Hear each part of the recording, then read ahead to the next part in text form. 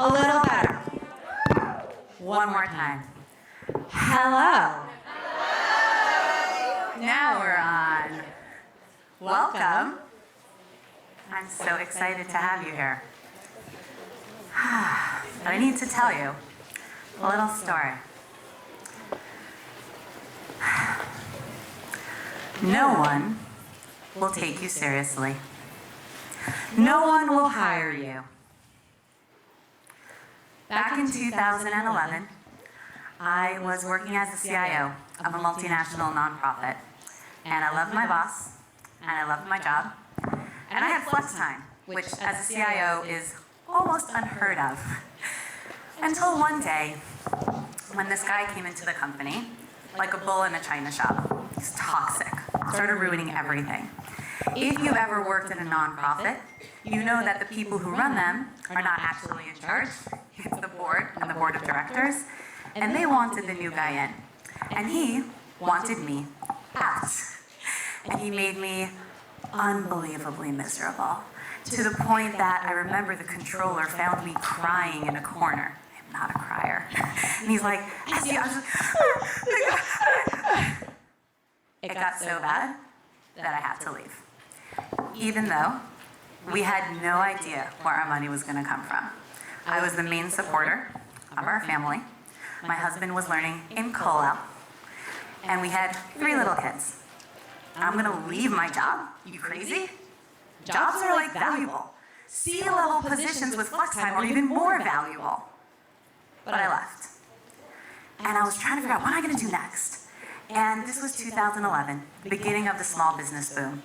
And everyone and their brother, sister, aunt's, uncle's puppy was trying to launch something. They tried to sell on Estie, they were trying to be a massage therapist. They were trying to sell cupcakes for $1. I'd be like sitting in a cafe and I'd hear these women next to me going like, oh my gosh, I want to do this business and I think it's so cool and I want to sell cupcakes and I think I'll talk about this.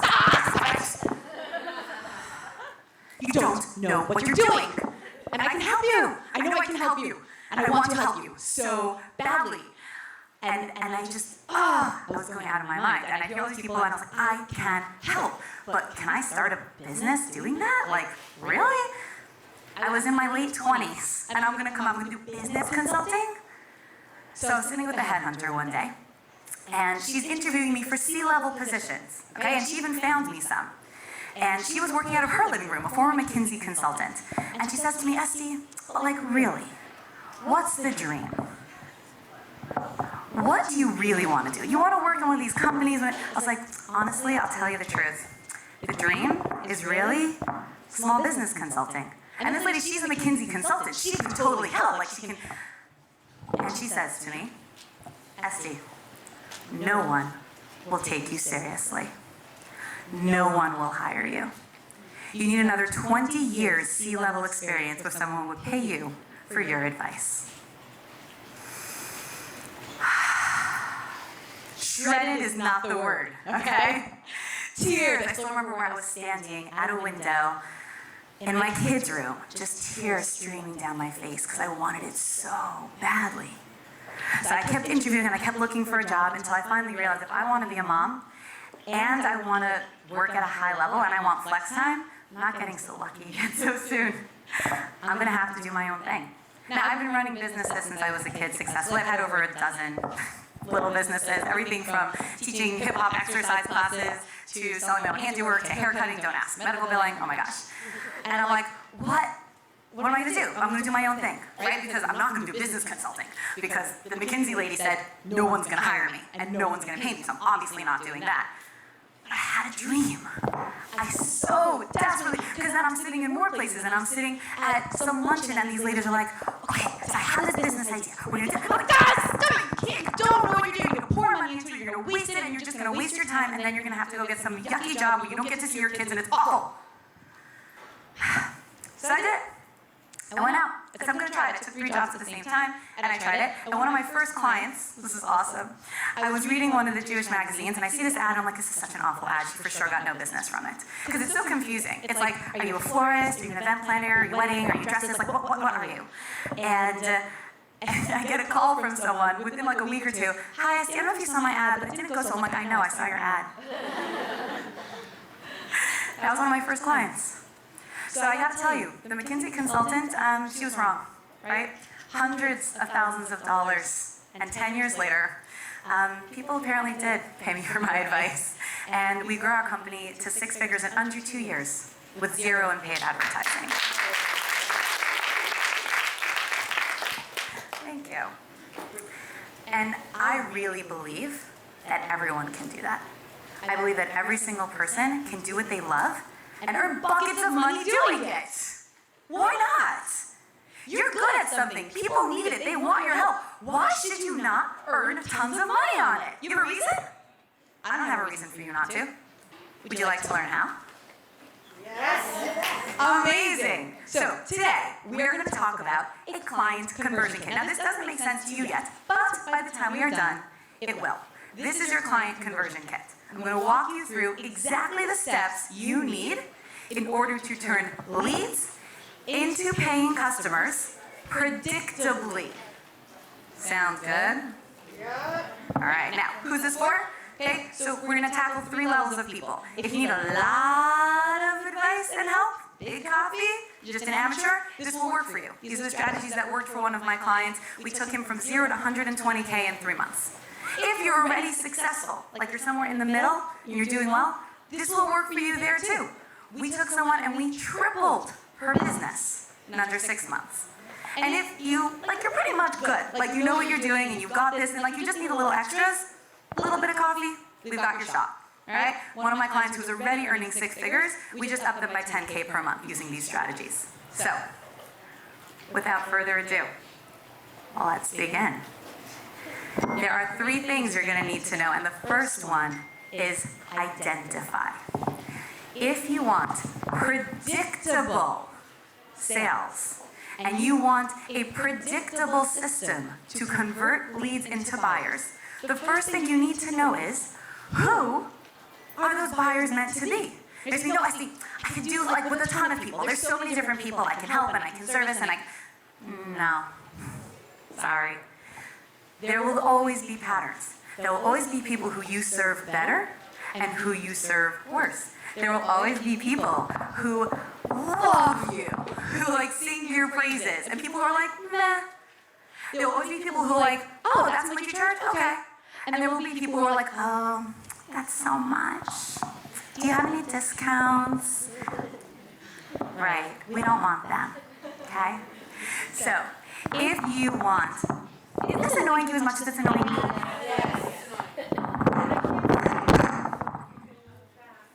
Can you hear me? Yes. Can you hear me better? Yes. AV guy, are you good? Can't see you though. You can't see me. Can't see you. I'm a little tall, really? Ah, okay. Chair? No. All right, I'll move around. Go in front of the laptop. Go in front of the laptop and I'm going to trip on people. I'm going to move around. I'll move around. I'll do the best I can. All right, this is so way better. I feel like I want to start again. He's starting it right now. Okay, long story short, I can help you get a lot of clients. All right, now we're up to here. So, up to here is, we first, it's so annoying. I appreciate it. It's like one of those nails on chalkboard. Yeah, we're just chill. Okay, so, you need to know who they are. And you don't want to just happen to trip over them and get lucky. You can actually take that happen to trip over them and purposefully get that kind of person every time. How awesome would that be? That every call, oh, that's what you charge? Okay, no problem. It's fun, I tell you. Okay, so I like to think of it like this. Imagine a fisherman, and he's going out to catch fish. So he takes his little net, and he throws it in the water, and pulls out a bunch of little fish. Awesome. And he puts it in the water, and he pulls out fish. Awesome. He thinks to himself, you know what? If I stretch the net and make it bigger, instead of catching a couple fish, I'm going to catch way more fish. Genius. So, takes his net, stretches it really wide, and all the little fishies fall through. Okay? This is what we call target marketing. You might have heard design your customer avatar. It's all the same concept, but I'm going to come at it from a slightly different angle as I like to do the things. All right? And the idea is like this. When you are everything for everyone, you are really nothing for anyone. No one knows where to put you. And no one knows if you're the exact person for them, so they will ask for a discount, because if they knew that you could really solve their biggest problem, they'd have absolutely no issue paying you. It's because they're not sure. Is it for me? Is it not? Is it really going to fix it? Is it not? Is this exactly what I need? Is it not? And because they're not sure and you're not sure and nobody's sure, they want it for cheaper. And they're not necessarily going to come through. But if you know exactly who you help the best, and they are clear on that, they come. And they don't fall through in your net. And so many people hesitate on this. They're so afraid, I don't want to box myself in because what about all those other people I could help? They will come to. When you figure out that person who you really serve best, and we get to the point where we literally picture that. If we were walking down the street and we bumped into them, we would know it was them. They're like, oh, complete stranger, you're totally my target. That's how well you get to know this persona that you design. Then other people come to, and I like to think of it like a dartboard. I like muscles, parables. It's so fun. Just keep it in here. Think about it like a dartboard. Now, if you're an expert dart player, like Olympic level, amazing. You're gonna hit the center almost every time, yeah? But if you're not, you'll hit somewhere nearby. You gotta be aiming. Otherwise, what happens? You take your dart, and you're like, okay. You didn't get anywhere near the person you're trying to sell. And that is why so much of the money you put into marketing is an absolute waste. Sorry. You send out a mailing of postcards, you put out your website, you run your social media, and you're like, look, here I am! And everyone's like, I don't know who you are, I don't know what you're doing. I don't really care. Like, that was a waste. That was a waste. Because you're taking your darts, and I need something to throw. What are you going to say? I'm going to take from me. Darts. This is really, really important. If my exact target is right there, you're my target, okay?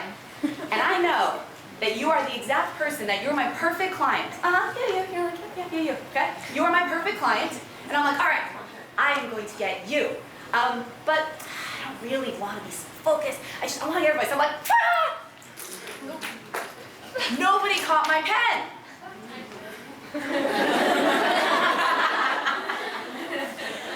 If you're lucky, someone catches it. I think it fell on the floor first. And that is what happens to most of your marketing. That's what happens to most small businesses marketing, by the way. If you don't specifically know who and how and why and where and all of it, it just lands on the floor and it's wasted.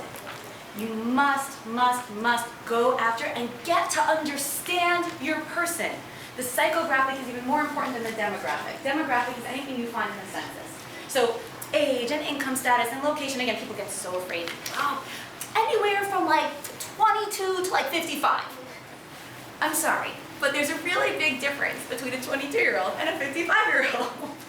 And there's a big difference in the stuff they might need from you and how you would talk to them. Like, first of all, to a 22-year-old, you have a maximum of 1 sentence to get your point across, okay? And really, 5 words would be better. To a 55-year-old, if you only say 1 sentence, they're like, hey, more? You can't even talk to them the same. Other people will come. You're not an expert dart player.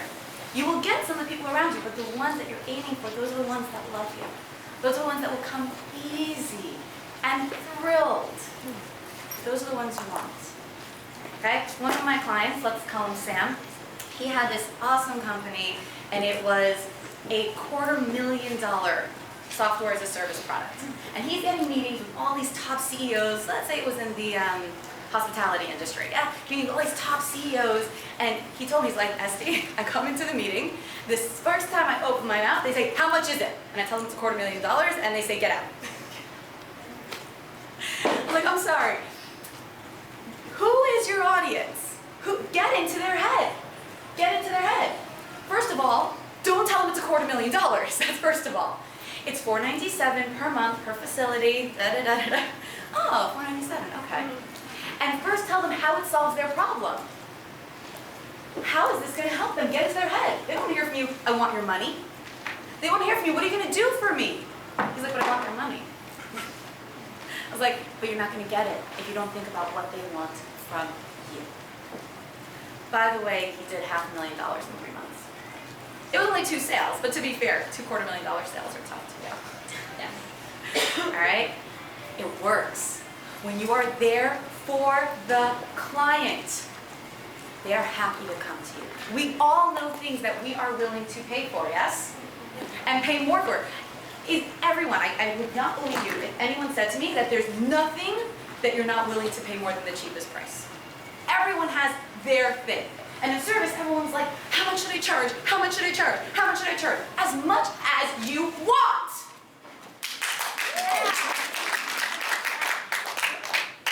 According to how much that person believes you will solve their problem. Okay? So once you figure out who they are, a little bit you need to figure out who they're not. And this is where the Nigerian prince comes in. All right? Now, the Nigerian prince really lives next door to you, okay? He's somewhere in New York, and Mutsi, and wherever. He lives next door. He just writes that he's a Nigerian prince. Why? Why do people still send emails that say, please, I'm lost in Africa, send me money from Western Union? Why? Because they are looking for the people who don't even have half a brain cell. Anyone with even half a brain cell looks at email, says spam, throws it out. They write it like that on purpose. They send thousands of emails every day, millions a week. Okay? Sometimes these people.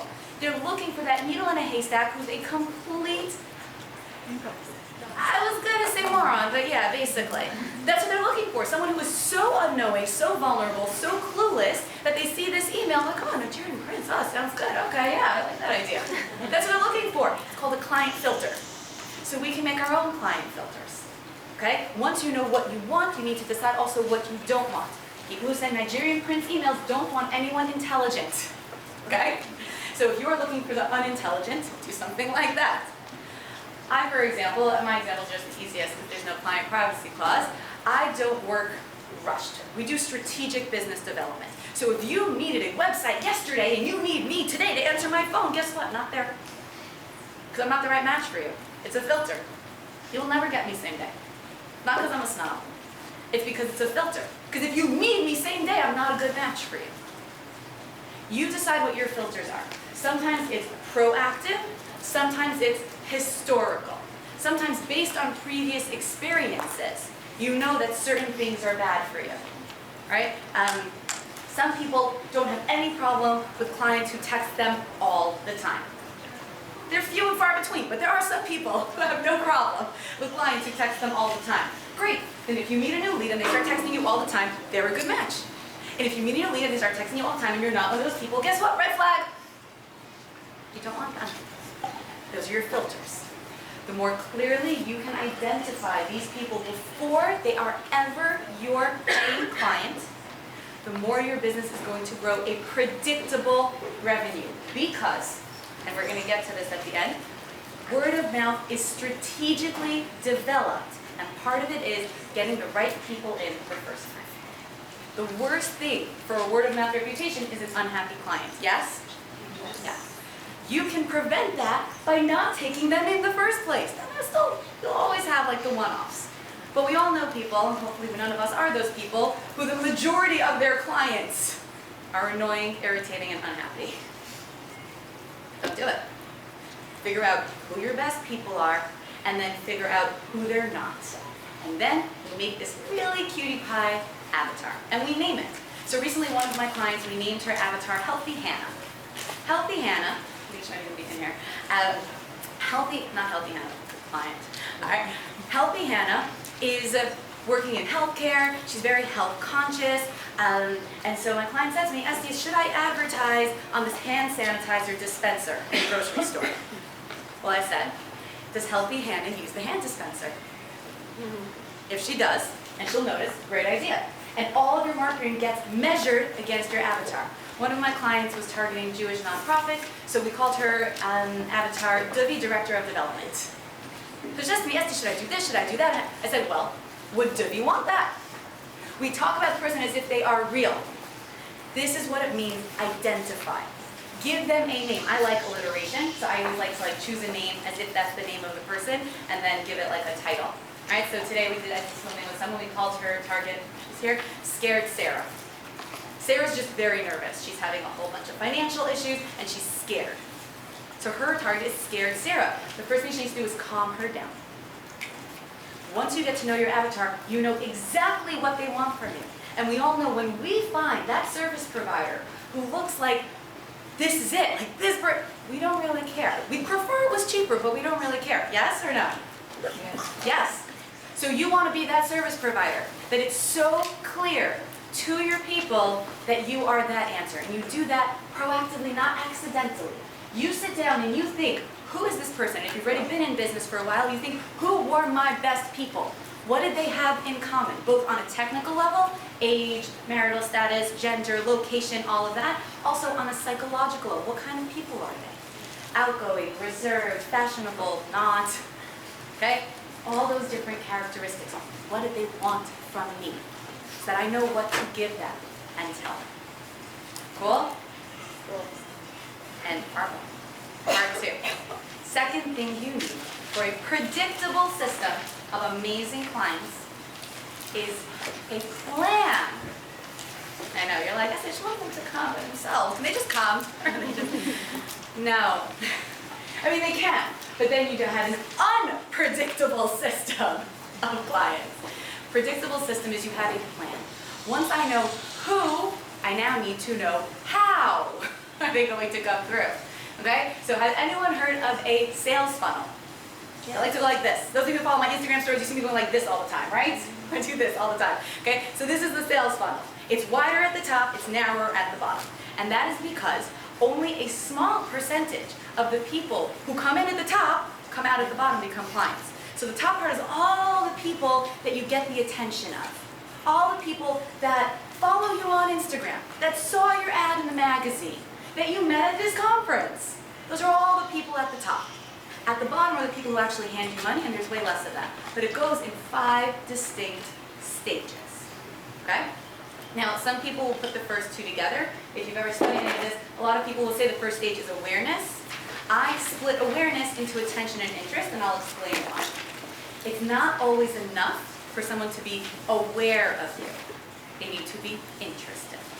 All sales, one more time, all sales follow this flow, and I'll show you. Let's take bread, and then I'll apply it to service. Okay, let's take bread. You go to the supermarket, there's a new bread on the shelf. There's some kind of a coupon or flashy ad, something that catches your attention. So you look, oh, new bread. And the coupon or whatever it is has to be enough that you would be interested. So depending on the color of the coupon, the words on the coupon, where it's placed, what it's telling you, that is what will make you interested. So if it says, new healthy bread, and you are the kind of person that likes healthy bread or likes new things, you will look. If it says, new cheap bread, and you are the kind of person that likes cheap, so it's going to depend what is on that attention-getting thing if it's going to grab your interest. Let's say it grabs your interest. You are that person who is healthy bread, you like healthy bread, you say, great, I'm going to look closer at my healthy bread. You come to evaluate it. Evaluation is on the merits of the item itself. So look at the bread. What are the actual ingredients? First ingredient, sugar. Healthy, not. And I walk away. I've evaluated, I've found you unworthy, I leave. Okay? But if I come and I evaluate, it says, oh, first ingredient, healthy thing. I don't know, whole wheat. All right? I'm like, oh, okay, I read further, and I evaluate, and I look at it. And I say, no, this does look good. My next stage is negotiation. Negotiation is always on money. Everyone in service gets so caught up. The money, the money, the money. Everyone, as soon as they hear my rate, they run. Wrong. They don't even come to check out your rate until they get to stage 4. Which means if someone's asking you for your rate, they've already gone through the first 3, which means they're a prime candidate. If you're losing them on your rate, it's a mismatch above somewhere on the identity and the problem solving. Okay? On evaluation, people are looking, will this help me? And what is this worth to me? So look at the bread and it says $20. $20 for bread, you're joking. Bye. Maybe it says $2.50, I'm like, $2.50, cool. The negotiation in a product usually happens in your head. In a service, it usually happens one-on-one. But if you're selling online, services, they'll have it in their head as well. Okay? From evaluation, we go to negotiation on price, and then we go to decision. And I can lose someone at any point. Even when someone makes a decision, I take the bread, I go to the supermarket counter, and I say, okay, want this bread, and the checkout girl is like on her phone, I don't know, she's like busy, and I'm like, hello, she's like, 1 second, I'm like, oh, forget it, and I leave. So I've already made a decision to buy the bread, and I leave. And we all know, I'd love to see if anyone, by show of hands, how many people have had somebody say, yes, I want to work with you, and then not? Okay? You lost them at decision. That's where you lost them. You got them all the way through until decision. Now there are strategies at each of these levels, okay? So attention is where you are getting the attention of Healthy Hannah, Scared Sarah, W Director of Development. You know your audience and you get their attention in a way that would make them interested. These are always one of my favorite things. I got a call once from this guy. Couldn't make this up if I tried, okay? He calls me. I said, what do you, he said, social media is what I need. Instagram, I need Facebook, and I know if I just had social media, my business would take off. Reasonable, reasonable. Definitely possible, it's 2019, totally possible. I said, okay, what do you do? He says, continuing education for geriatrics. Couldn't make it up if I tried. I was like, what's that? Let me understand. Do you do it through the nursing facilities? Do you target the kids to said grandpa? He's like, no. We specifically target geriatrics who still live alone or independent to keep them vibrant and keep them in the community. Specifically targeting geriatrics who live on their own. I said, okay. Is your audience on social media? He's like, I don't know, I'm not. I said, do me a favor, I'm not even going to work with you. Please go print up a flyer and some postcards. Do a postcard mailing to their houses. Go put flyers in the pizza store, the community center, the shoulder, wherever they hang out. You're done. You don't need me. You're good. You need the awareness of your audience where they are in a way that will get them interested. Now, if you try something and it doesn't work, Einstein says the definition of insanity is trying the same thing and expecting different results. However, caveat, you may not have tried it properly. And what I mean is it takes time to get people through this funnel. Okay? So certain types of activities, a mailing for example. If you're going to do a mailing to a brand new audience, we call it a cold audience. Yeah, warm audience, someone's familiar with you, cold is someone who's never heard of you before. So I do a mailing to a cold audience. It takes between 5 and 7 touch points to go from cold to sale. Statistic. All right? I send a mailing, whole postcard mailing, to 5,000 people. Cost me a bunch of money. I had the designer, and I had the mock-up, and I had my logo, and I had my branding. We sent these postcards, and nobody called. Right? Because no one ever heard of you before. You did one touch point, and then you gave up. You didn't do it properly. So it's important to do it properly. Social media, it takes about 3 months to gain traction on any platform. You do social media for 1 month, you say, but you didn't get business, you didn't do it properly. So we talk about a proper engagement. So you do a proper engagement, you speak to someone who knows what they're doing, and they tell you, this is a proper engagement in this way, and then you still don't get business, then it wasn't the right awareness or interest. You did awareness, you didn't get interest. They were aware of you, they got your postcard, they threw it out. They did your social media, they saw your thing, they ignored you. You didn't get their interest, you lost them there. Sometimes you don't have something for people to evaluate. So you get awareness, you get interest, and people are like, I don't know, there's no website, or the website's really stinky, there's no social media presence, or it's really stinky, so to evaluate you, and you lose them there. This making sense? You gotta take them through this process. And each stage has different keys to unlock the next one. So awareness, where is that avatar? Reach them there. Interest, when you reach them, make sure that it is something that interests, not you, them. You might think it's genius, but they might not. Make sure that once you have their interest, there is a way for them to evaluate your services. Maybe it's a free consultation, maybe it's a website, maybe it's a brochure that's delivered. I don't know. There are many things that you can choose, but make sure there is something for them to evaluate or you will lose them there. From evaluation, you move to negotiation. This is where the money gets super sticky. But again, if you've gotten the awareness and interest of the right people, and they've evaluated you and seen that you are the solution to their problem, there's almost no money in the world that you can't charge within range for an industry. In negotiation, you need to make sure that both of you understand how you're going to solve that problem for them. Again, this is not threat, this is service business. This is how am I going to serve you? How can I help you? How can I solve your problem? And as I'm a personal organizer, I say, right, the problem is her house is messy. And if you don't fix it, it's going to stay messy. But I say I'm a massage therapist. Right, and her back hurts. And if you help her, it won't hurt any of it. But I'm a graphic designer. Right, and she needs a logo. Or he needs invitations. A problem does not have to be life or death. You're going to solve the problem they have in a way that they want it solved. And when you lose someone on decision, that we're going to talk about a little later in the follow-up. because that is already another issue. You have gotten them to a point that either they're not ready or you hurt them in some way. And depending which one it is, that's going to make or break the difference. But you find patterns. You want a predictable system, you start tracking your patterns. Which were the things that we got awareness that got us the best interest? Which were the things that got us evaluated that got us to negotiation? Patterns.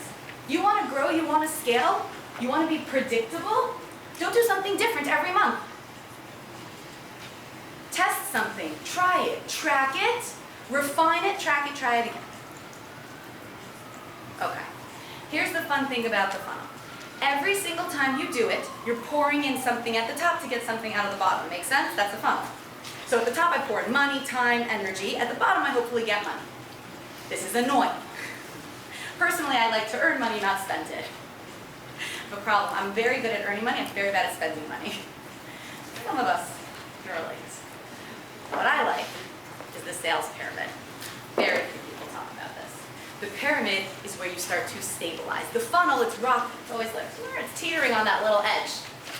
The pyramid stands stable. The pyramid works like this. Once someone comes through your funnel, there are now 5 stages, not only to keeping them there and having them pay you more money, but to having them become your next referral. Okay, so what do I mean? I'll explain. Pyramid in 5, okay? At the top is just retention. Yeah? How many of us, show of hands one more time, have ever had a client say, you know, I want my money back? Oh, not so many. Just me. All right. Okay, that's cool. No, you know what? I'll take it. Some of you might not respond to the truth, but that's fine. Now, the first thing you need to do is retain them. Now again, if you've gotten them through and you've been honest until now, you will not have any problem with people asking for refunds. Okay? If you meet their expectations, if you have not overpromised and underdelivered, you will be fine. Sorry, no, if you have not overpromised and underdelivered, that's what I said. Okay? The next thing you want to do is resell. If you're a massage therapist, they should come back. You want strategies for them to keep coming back. Maybe it's reminder emails, maybe it's text. One of our clients recently, she sent out a text to 29 contacts who had completely dropped off the planet, 5 booked meetings that week. Why did that work? Well, it worked because A, they'd already gone through the funnel. They wanted to know, and they wanted more of her services. They just got a little lost. So she resold them. She sent out a text, and the text was in line with her brand, with the language, all of that. That's what makes it work. There needs to be reminders sometimes. Okay? The next thing is upsell. Once they've gone through your system, maybe there's something more you can do for them. What else can you offer them? An additional service, maybe a complimentary service, maybe another service provider to bring in. What more can you give them? And then below that you have recommendations and referrals. If you have met and exceeded expectations, you should at the very least get a recommendation. Recommendation goes like this. You know, I was looking for this designer, and I don't know, do you know someone? And your former client said, oh yeah, I worked with so-and-so, she was good. That's a recommendation. Passive. They'll passively recommend you. However, referrals, those are your raving fans. These are the people who go around the planet singing your praises. Oh my gosh, I have to work with Estie, you have no idea, she's amazing, she's out. You want those people. Those people are if they go through your entire process from beginning to end. You pinpointed exactly who you help the most, who you can do the most radical transformation for. You get their attention and their interest. They value it, they say, yeah, this is legit. They go through your negotiation, the price works for them, they make the decision, they work with you, they come in, they retain you, they're happy with you. You probably resell and even upsell them because they love working with you and you have ways to continue helping them. And their life is better for it in a way that exceeds their expectations. Whenever expectations are not met, we talk. And very often it's because we're disappointed. We go to a restaurant, we expect to be much nicer, and it wasn't. And so we tell them, oh my gosh, yeah, I really thought it would be nicer, and it was terrible. Or we go somewhere we didn't expect it to be as good, but when we get there, it's really good. And so we talk. You can strategically set up word of mouth by purposely, now don't kill me, you're going to under-promise. You're like, no, Estie, in order for me to get clients, I have to tell them that I can absolutely change the world and change their life, and they're going to look better, feel better, be amazing, have more money, have a better life, have better relationships. Everything's going to change for them. Right, and then if they don't, they never recommend you. I want you to under-promise. I want you to have bonuses, surprises, surprise gifts, surprise something built into your business. Thrill and delight your clients. They will talk good things. Do it on purpose. When you do this, you build an hourglass. The hourglass is where, the sand goes to the bottom, right? And then you flip it and it starts again. That is what the sales hourglass is. It's the funnel, which goes into the pyramid, which at the bottom has those referrals of your raving fans, and you flip it over and they pour the attention in at the top for your new people. How cool is that? And it really works. And not only that, but this is a framework that works in many different ways. We use it in our pitch triangle. This is how you verbally pitch someone when you meet them. We use it in our LinkedIn 30-30 system. When you're doing lead gen on LinkedIn, it's a framework and you can apply it in many different ways. Some of this is part of the 5-day challenge. So we will get to it, but not today. And the final thing that you need to do, so we did identify, plan, and now you must follow up. And you would think that you're like, Estie, master of the obvious strikes again. Of course you have to follow. But it's not so obvious. One of my clients, we doubled her, I want to say profit. It was profit. We doubled her profit in 1 month by instituting follow-up. What was happening? People were calling her business line, but if they leave a message, she didn't call them back. Why? I'm sorry, what? Was it your personal phone? No, it was my business phone. So they wanted to do business with you, but they didn't leave a message. They wanted to do business with you! Why did you not call them back? They think you don't want them. One follow-up procedure doubled her profit.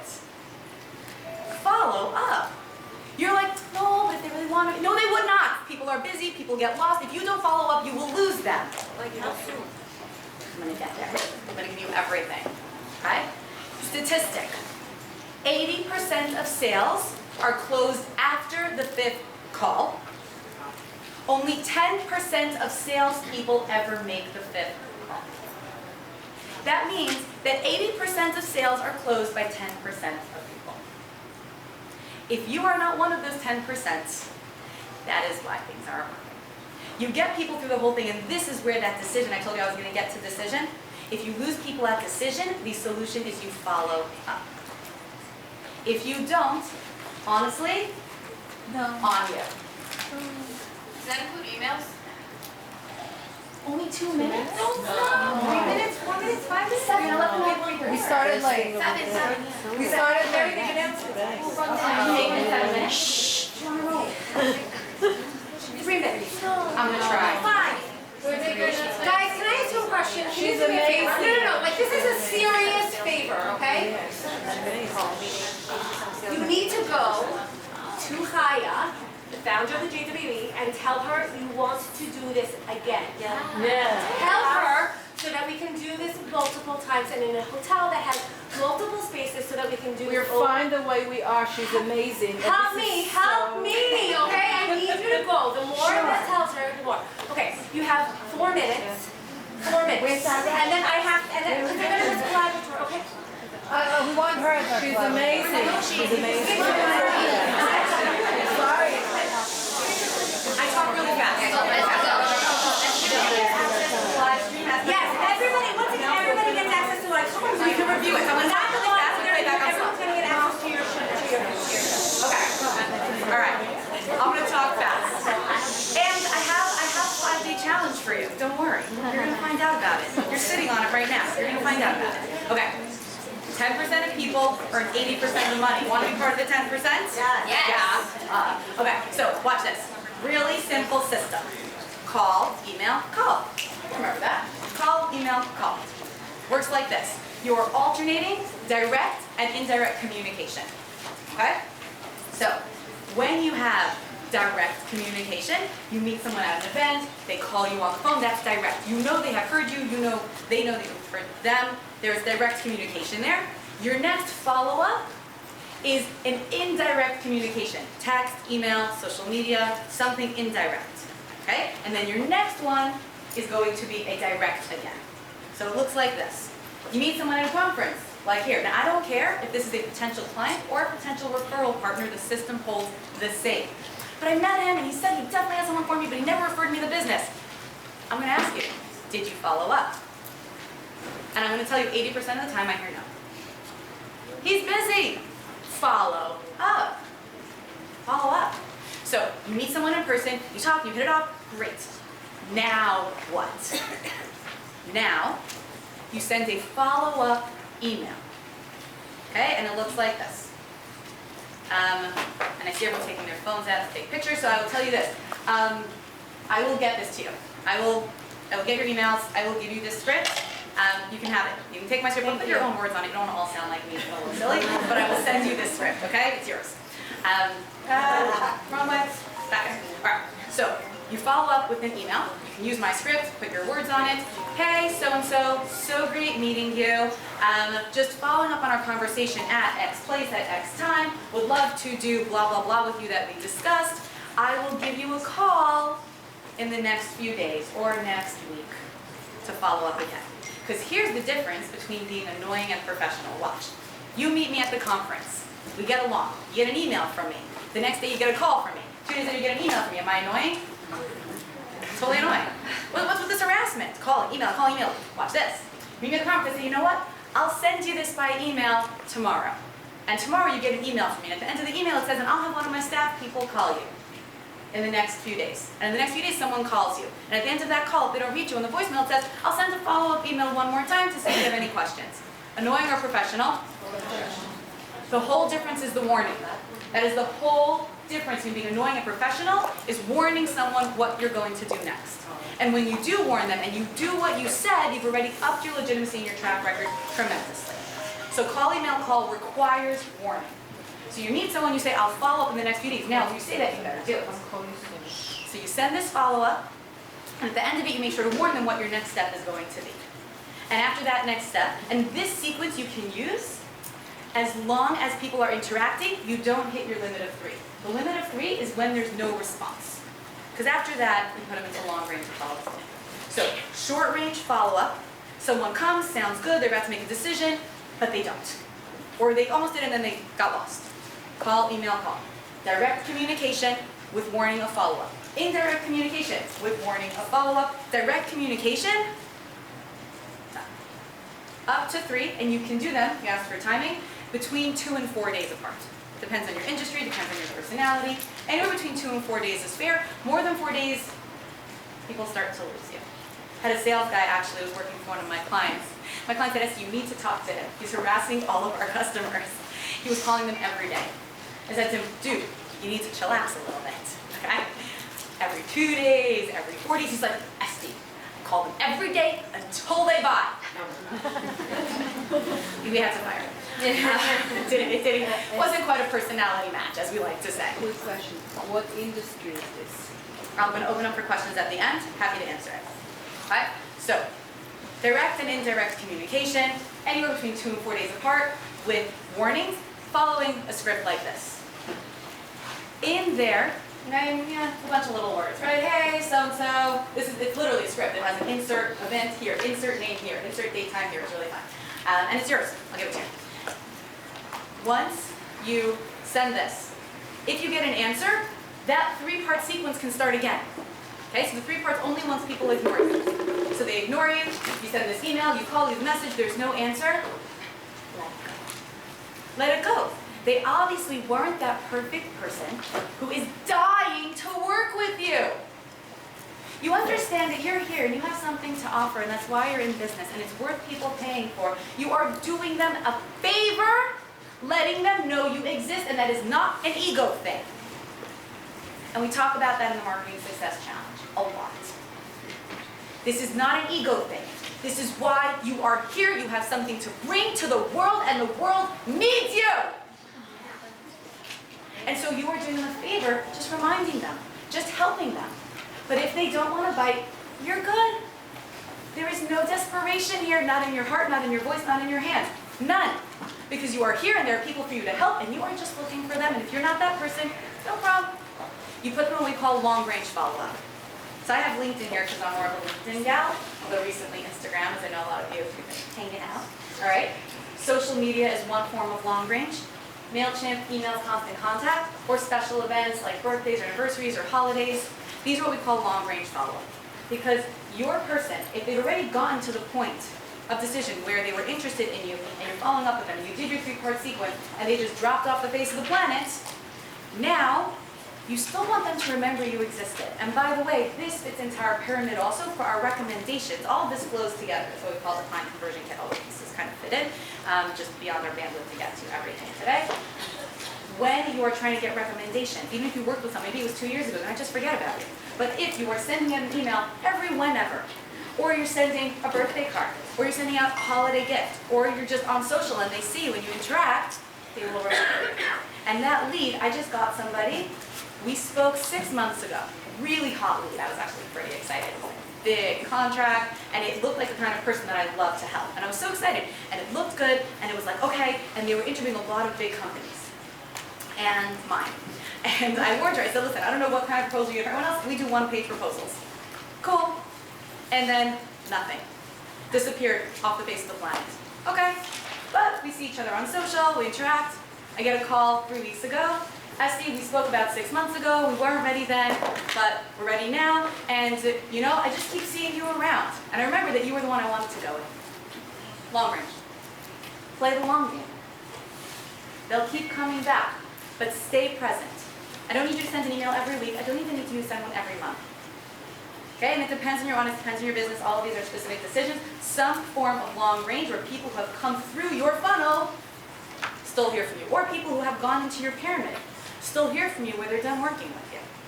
Okay, so now you understand the client conversion kit. We get the avatar at the top. The core, which is the sunlight, which we didn't tackle today, but it's day 1 of the 5-day challenge, is your light that you want to shine. That's what I keep yelling at you about. Because I really believe that every business is built from a soul place. You have something to give the world, why not get money? So that's the core, that's the light you shine. You pick your person, you stick your person in the funnel. In each line, you fill out. Do you want this too? Do you want me to email this to you? Yeah. Fine. Okay, you can have this too. Fine. You can have this too. Those of you on live stream, you're going to have to email me. If you post it on your Insta stories, maybe? No, because it's not for everybody. This we only usually give out to clients. Okay. So I'm going to give it to you. This is not public. This is like proprietary tool. You can have it. Yeah, total bonus. This is proprietary. It's part of our programs. You put people through it. In each line, you fill out what are the things I'm going to do to get my avatar's attention. What's going to get their interest? What's going to get all their stuff? And then we put them through the middle as the products. The sides, okay, we deal with that in marketing, not more, but it's knowing your numbers, how many people's attention you need to get, and how much it costs you to get that attention in order to get the interest, how many in order to get the bottom, the money. And that's how you calculate your marketing budget based on that. Okay, now, I keep telling you about this 5-day challenge, you are sitting on it. There are cards throughout here. If you want that sheet, some of them are by the door also, so you can grab one as well if you are leaving for something else. 5-day challenge, marketing success. If you give me that card, I will send you all this stuff. Yeah, find me, leave it in a pile for me by the door. Ladies, the collaboratory is downstairs. I know there's